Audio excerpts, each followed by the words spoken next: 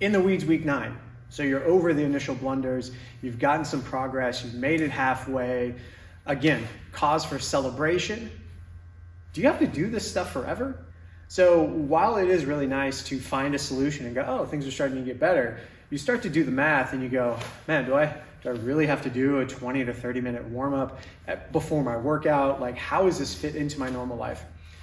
And I would say in totality, you've done any number of movements and variations and all this kind of stuff, and some probably feel really, really good.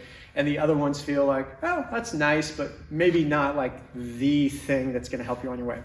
So if you had to pick 3 movements to take with you now and forever, here would be my baseline examples. The first one is just the basic pronation and supination with a PVC pipe. The band is amazing, but once you get good with the band and once that's pain-free, getting through the long range is gonna give you a lot of the benefits that you're looking for.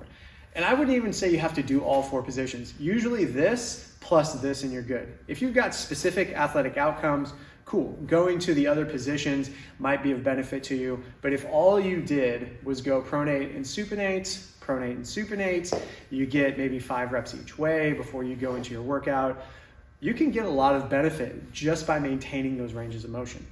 Number 2 would be some level of extensor work. And so that implies basically getting into your extensor stretches or your extensor push-ups. Those kind of things basically attend to the back of the forearm into the insertions of the elbow and just make sure that you've got movements back this way as well. The hand expanders are nice. It's a great thing to keep at your desk, but ultimately that stretching and longer range of motion is gonna probably give you more long-term benefit. The final one is all the marching in place kind of stuff, both crab and bear.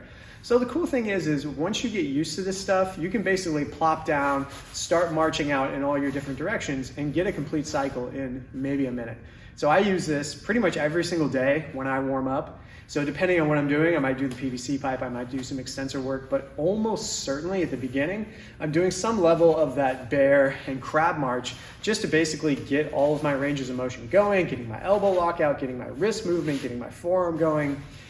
And I find that it's low barrier to entry. You don't need equipment. You can just drop it right down on the ground and get it done. And so it is a nice inclusion into your long-term format. The fourth, and I know I mentioned 3, but there is a fourth, and that is, well, which one of these felt good for you? And so those are the ones that generally feel good for me, generally include in my folks programming, and generally are gonna be my go-to if something feels amiss. But you may find that some of the more odd end range stuff really got in and helped you out disproportionately more than the others. So include those as well. All in, let's say the whole movement catalog is 50 movements, their variations, their different tempos, their different counts.